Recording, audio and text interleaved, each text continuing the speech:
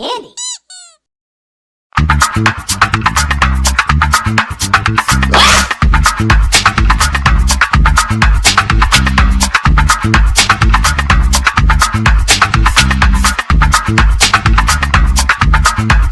Hello and welcome to a brand new episode of Penny Candy. I'm your host, Damian Nova, and today we are starting a brand new segment called Soul Ranked. Now, there are a lot of channels that are actually ranking artists against artists, and that is something I didn't want to embark on. There's a lot of that going around. I think it's damaging to the artists in question when you compare especially black artists, when you compare artist to artist, because it takes away their individuality.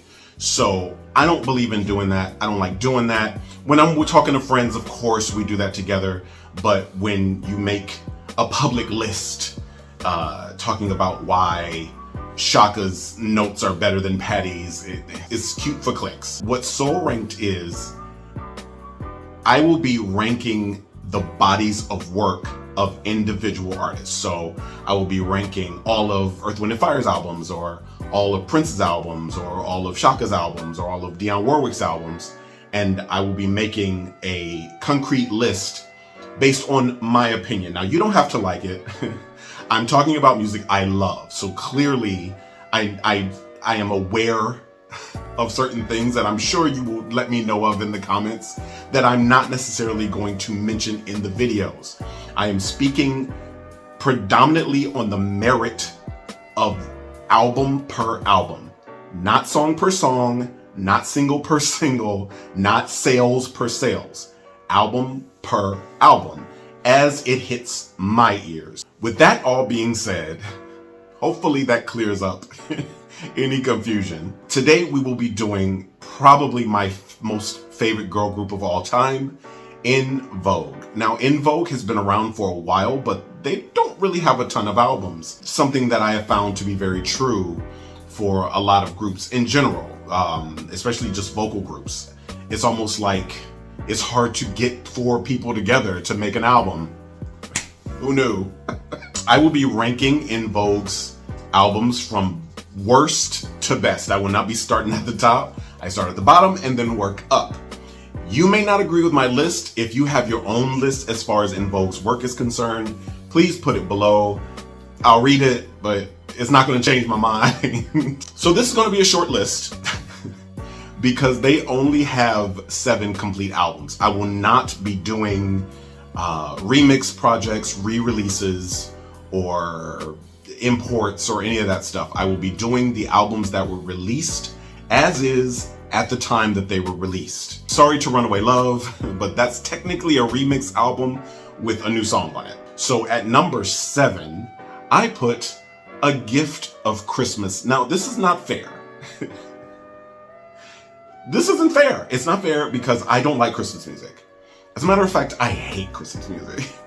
I like choral Christmas music. Like, I like, you know, sort of the Baroque and romantic stuff. When it comes to like pop Christmas music, I absolutely despise it. Like, there's nothing, you want me to hate, like, I don't hate music. But if you want me to hate your music, if you want me to hate your taste in music, play nothing but Christmas music. Play nothing but Christmas music. I will hate I hate the classics. I hate the songs that you probably love. So this is not fair that this album is at the bottom of this list. However, this album is bad. It's bad. The beats sound like somebody sat at maybe, let me see, I don't know, there are like 10 songs on this album total with instrumentals and some talking, and I don't know. It seems like somebody sat at 10 Casios, pressed demo one at a time on each of the Casio the keyboards, and had EnVogue pseudo sing these Christmas baby songs, because they're baby songs. Choir singing carols right outside my door. All these things and more. All these things and more. That's what Christmas means to me, my love. Christmas means to me, my love. Yeah, baby. Woo! Come on, clap your hands, y'all. It is Twinkle Twinkle Little Star EnVogue style. It's so bad.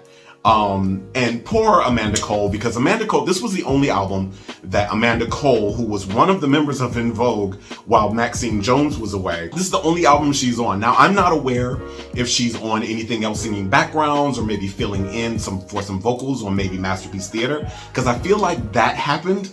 But from what I understand, Max had to deal with some family stuff and she had to go away from EnVogue for a while. And I'm wondering if that's why Masterpiece Theater didn't get the push it was going to get. Amanda Cole, who sings fine, doesn't really fit. She doesn't sound right with them. She sounds like they got her from Escape or, I don't know, Jade, and said, thank you, we need you. You can sing, come do harmonies with us. It's just a mess. This album, it's just a shit show. There's seriously, like literally nothing on here that I would suggest listening to. Nothing. And I really tried. I tried to find a song or two that maybe I could recommend that would redeem at least part of this album. It hurt my heart when I listened to it because EnVogue, like I said, is my favorite group. Really, it's my favorite girl group. And I don't know why they call them girl groups and call male groups boy bands. They're not bands. They're groups. They're boy groups. Anyway, the sheer phoning it in vocally of everybody on this thing, except for Amanda. Amanda singing her head off, and Terry and Cindy are phoning it in, and they just sound real bored. Everything is just boring about this project. And I don't know, I can't recommend it. At number 6, I have Soulflower. People, don't riot. I know some people who champion this album, and fair, because this album really did something else. Finally, Foster and McElroy, the creators of EnVogue, finally decided to do something else. They got a couple new producers, and you can tell.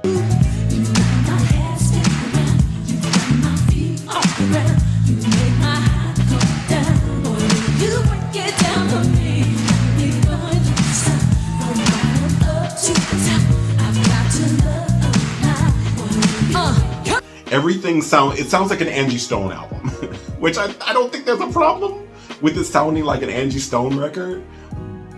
But Angie Stone puts out the same project over and over again. That's somebody who I won't be ranking, because it's hard to rank the same music over and over again. At least they tried to sort of dig a little deeper into that neo soul thing that was going on at the time. And they were a little late to the party on that. If they had released this neo soul type record in like 99 or 2000, it would have landed better, I think. And I think my ears would have been ready to hear it. But in 2004, the neo soul movement had gone back underground at this point. It was, Erica and D'Angelo and like Music Soul Child and Jill Scott and all these people were on the jazz circuit. If they weren't on the jazz circuit, they were doing these private shows and these pop-up shows. They were not as mainstream as they once were. Lauryn Hill had disappeared. After Brandy's Full Moon, that sound, that dark child sound took off. So this album is late. Is it bad? Not by the measure of the music actually being unlistenable. A Gift for Christmas is unlistenable. This is actually a fine record. It's just boring. It's got some good, rich music. Their vocals sound decent, but I don't think they had really hit their stride yet. Now, this is when Rona had joined the group, and it was still just the three of them. So I don't think they hit their stride yet vocally. Rona took a lot of front. There was a lot of solo for Rona, and yes, because Rona sings down, but again, Rona is from that era. She is from that Brandy, Dark Child vocal era. That's what she sounds like. So for them to put her in the group at the time sounded disjointed. So EnVogue is kind of a throwback, right? So sort of a 70s, 60s disco funk, soul rock pop sort of thing. Rona was doing R&B pop vocals on those kind of songs with two girls that sound like they're from the 70s. Arguably, Cindy Herron is the best singer in EnVogue. At all. Of all time, Cindy Herron is technically the best singer. She is classically trained. She is a classical dancer. She is a classical performer. So when she opens her mouth, it's clear, it's clean. Her runs are nice. Her placement is good.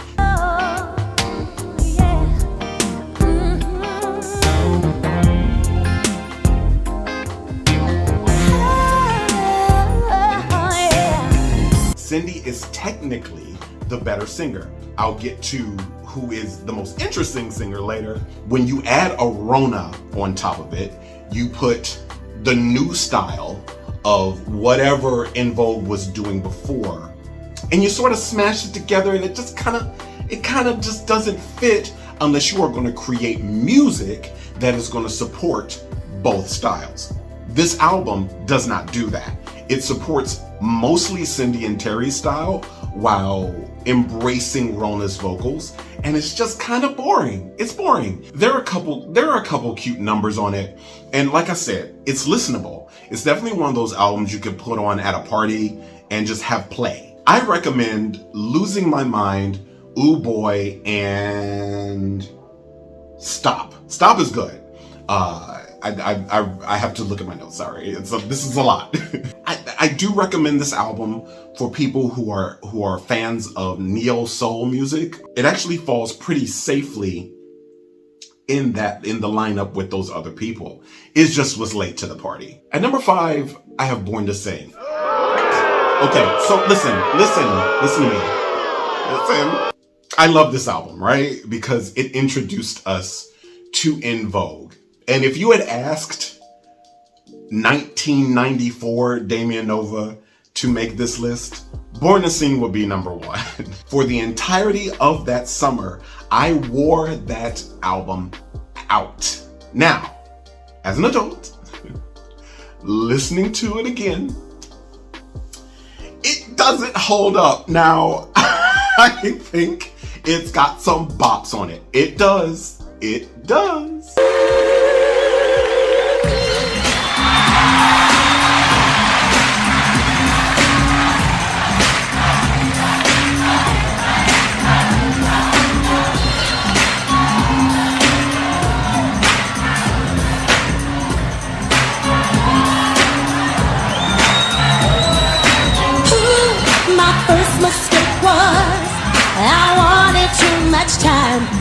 But musically and vocally, it just does not hold up.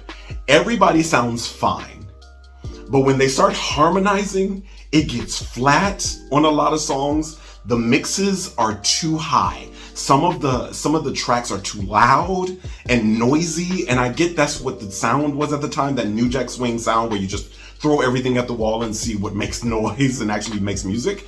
Michael Jackson did that with an entire project. There are songs and music from that era that hold up. So it's not about the era. It sounds cheap. It sounds cheaply made. It sounds cheaply mixed. And Foster and McElroy, I think they had worked with some people before this, but they had not put this much into one project. And you could tell it's a mess. There are good songs on it though. And because this was the introduction to EnVogue, that's why it's at number 5. I think the videos work for the era, but watching them now, it's like, oh, God, these are rough. And of course, the makeup for Black women in the early 90s was just not very good. It's okay. For a 1990 project, it's okay. I do recommend stuff off of it, and I recommend buying it. I actually do recommend buying the 2020 remaster because it adds songs that were only on the international versions. And I think that's great. That's smart. They're not good songs.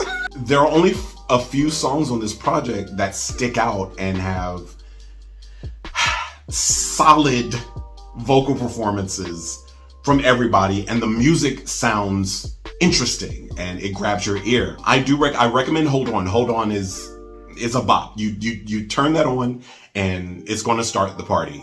I also recommend Time Goes On. Time Goes On is my favorite song off the record, mainly because it's so different.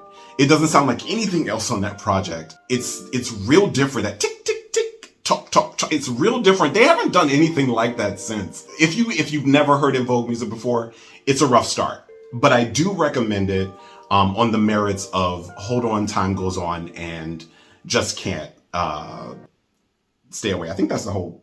Also, You Don't Have to Worry About a Thing. That's a good one too. And number 4, I have Masterpiece Theater. You can be mad all you want about me putting Masterpiece Theater higher than Born to Sing, but let me be clear. Masterpiece Theater is an experimental try.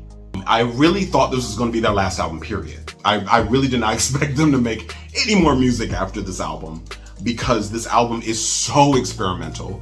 And in 2000, a lot of R&B singers were making experimental records, but nothing sounds like this album. Nothing. There is nothing that sounds like this project, and that's why it's higher than Born to Sing. When I heard Riddle, I was like, oh, okay, this is very Dark Child. Like the track is very Dark Child. 1 little riddle, 2 little, 3 little, 4 little riddle, 5 little, 6 little, 7 little riddle, 8 little riddle, now you know you gotta go.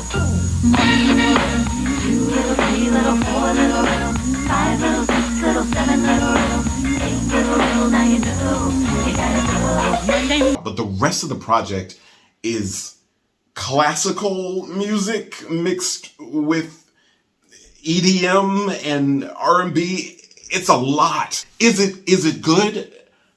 Sure. This is definitely one of those projects that is polarizing amongst EnVogue fans. There are some people that love this album, and then there are some people that hate this album. But those are your only 2 options. There is no middle ground, really. I am speaking from a middle ground perspective, but if I had to tell you straight up, do I love this album? I kinda do. Vocally, it is weak. It is weak, and you can really tell that Dawn is gone.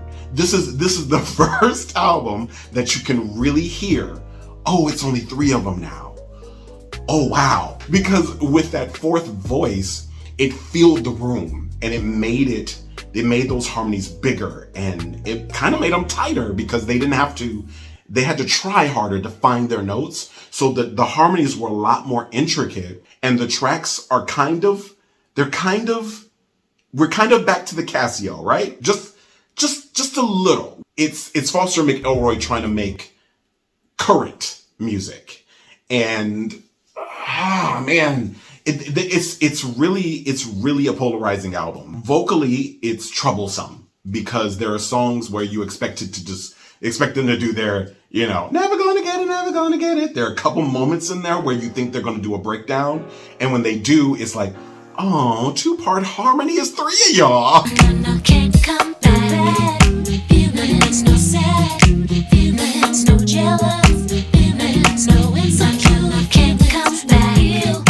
Feelings no jealous, feelings no ego, tripping no insecure. Can't come back. But there are no moments where the vocals are unlistenable. This is one of those albums that you can listen to from top to bottom with no rest and be okay. There's nothing glaringly bad about this record, but you can really tell. This is the first time you can really, really tell that it's only 3 of them, and it's almost like they make you eat that because the mixes on their vocals is so small, like it's so minimal that they make you feel, oh well, the girl's gone, oh well. Do I recommend this?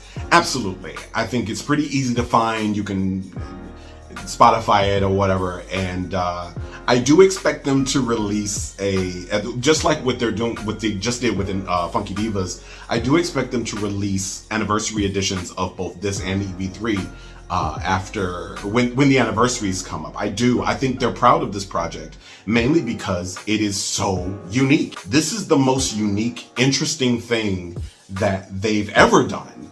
It's not good, but I can't hate a try. I really cannot hate a try. I recommend No, Can't Come Back. I recommend Work It Out, Love You Crazy, No More Dogs, I think that's the name of it. where they do a Carmen.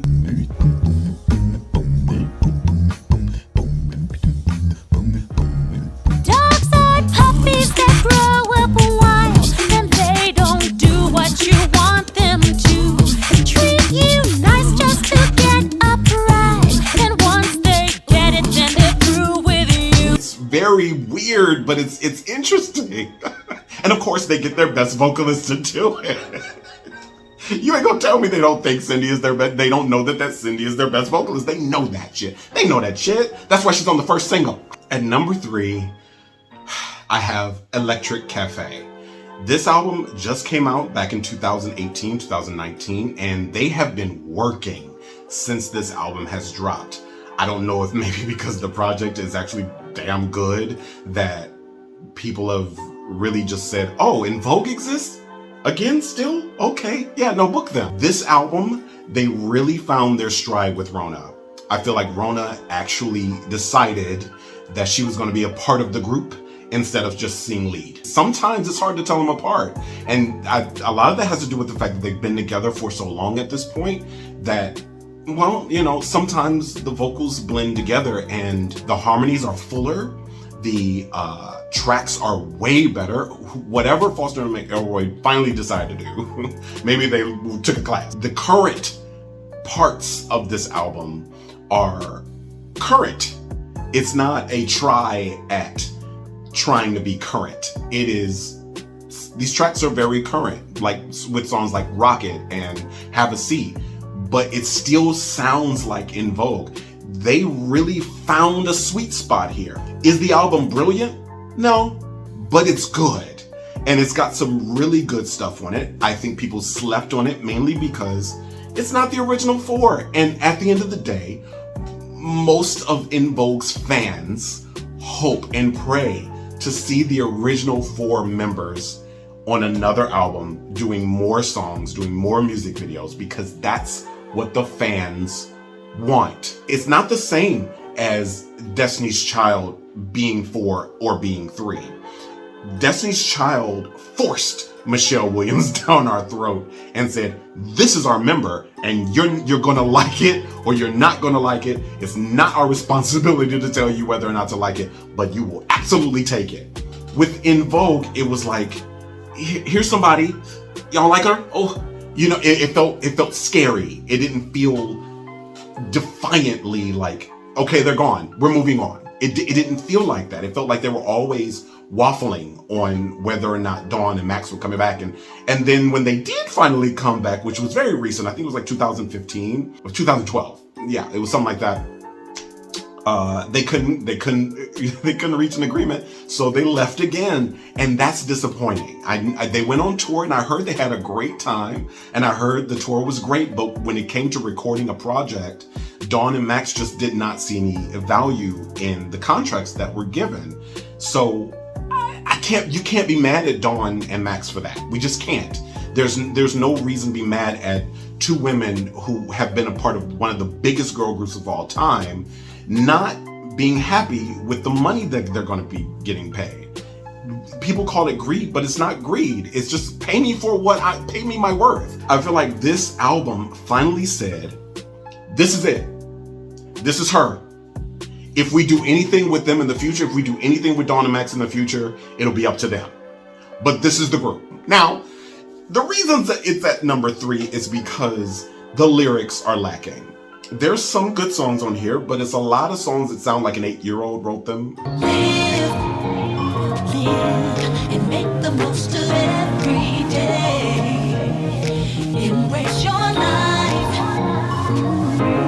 'cause God's in every breath you take. Listen. Vocally, it's so well done that you kind of don't care. You kind of don't care. Again, like Masterpiece Theater, I think this one has split the EnVogue fandom. There are people that love this record, and there are people that just couldn't get into it. And I can agree with the people that couldn't get into it. There are things on here that will make you miss Dawn and Matt. Actually, quite a few few songs that will make you miss Dawn and Max. One is namely Love My Things. I think they would have eaten that together. The harmonies would have been fuller, and that would have been a beast of a song. Also, that would have been a hit. It's not what I need, but I want, so I buy it. Just take it back if you don't like it. Obsessive, compulsive, can't stop if I tried it. Who cares about that? I love my things. I do like this record. I do recommend it.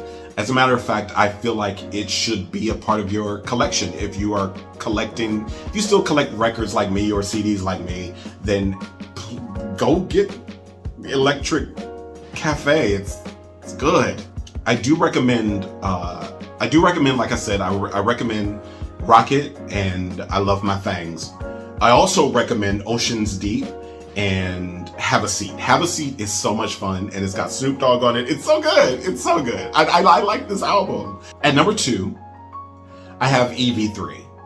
It is a top tier EnVogue project, but it was unfortunately marred by the absence of Dawn on some of the songs. Now, there is, if you look at the liner notes, it tells you where Dawn is, and she's all over this album, meaning they recorded this project with Dawn and she left mid-project, and I think that's the lore. I'm not sure, and you can correct me, I don't care, but I believe the lore is they were mid, or they had finished the album, and she tried to break another deal and it didn't work out. Don't Let Go is still on it and still on the project, and her vocals are still lead. However, there are songs on this album where you can hear Dawn. You hear her in the back. The harmonies are full. It would be number 1 on this list if they had kept Dawn a part of it and she had done the solos that she was supposed to do. One of the songs I would recommend, Too Gone Too Long, Terry actually takes Dawn's solo. I can tell it sounds like a Dawn solo. You hear me say that you'd be a fool to leave. You regret the road you chose. You come running right back to me, babe. And then Terry comes at the end with the bridge fade, I don't know, and she takes the ad-libs at the end and she sounds great. That was Dawn's solo, and you could tell just by the way it's created, the chord structure, the runs, it sounds like Terry just copy-paste, maybe added a couple things that were hers, but it just sounds like she sang it like Dawn, and I can feel how that would be insulting. At the time, that was the Neo Soul album that they had put out. Visually and musically, there were songs on it that are very neo soul, and then there are songs that are big funk songs or big ballads. Too Gone Too Long is a big ballad. It's a big Whitney ballad. It's a big Tony ballad. And that's what we expect from EnVogue at this point. These are grown women. Don't Let Go Love is a big ballad. It is one of the best R&B songs of all time. Argue with Your Mother. What's it gonna be? 'Cause I can't pretend. Don't you wanna be more than friends? Ooh, don't let go. Don't let go. You have the right, yeah. Don't let go. It is one of the best R&B songs of all time. You finally got it. You finally got this formula right. And you cannot keep a member. Man. Again, I recommend Too Gone Too Long, Don't Let Go Love, what else? Let It Flow, whatever. I recommend this album. It's good. It's just missing Dawn. And you really feel her absence in a lot of ways when they're making the visuals, like for whatever. And after Don't Let Go, when we see all 4 of them, and then it's jarring to see the next single off of that album be Whatever, and it's only 3 of them. It was garbage the way they handled it. And if I don't know what I'm talking about, cuss me out. I don't care. I still think it's garbage. And I think it's garbage that they can't find a way to make sure Dawn and Max are taken care of while they're creating. EV3, while a great project, is very, very disappointing. And number one, of course, is Funky Divas. You saw that, right? You saw Funky Divas being number one. This album was their crossover hit. This was when the white people knew who EnVogue was. As far as white people know, this is the only album they've ever done. The fact that the zeitgeist has thrown EnVogue away is frustrating. That's frustrating to me. And I don't appreciate it. I don't like it. But Funky Divas was the album that made the whites, the American whites, really stand up and listen. It is a bop from top to bottom. It is musically rich, vocally stunning. This album is one of the greatest girl group albums ever made, and it has some of the best songs of the early 90s. Free Your Mind is groundbreaking. Now we can talk about, oh well, black music and rock and roll music were one and the same for a long time, and that is absolutely 100% positively true. But there was a time where black people kind of shunned away from rock and roll. They knew who Lenny Kravitz was, but it was like, we don't really fuck with him because his daddy white and blah, blah, blah. Black and brown communities were very, that's white people music. And I remember that. I remember growing up during that era where it sort of split. And I think Free Your Mind is not only crossover because it made the white people listen. It's a crossover because it said, hey, hi. Black people created rock and roll. So we gonna show you how it's done.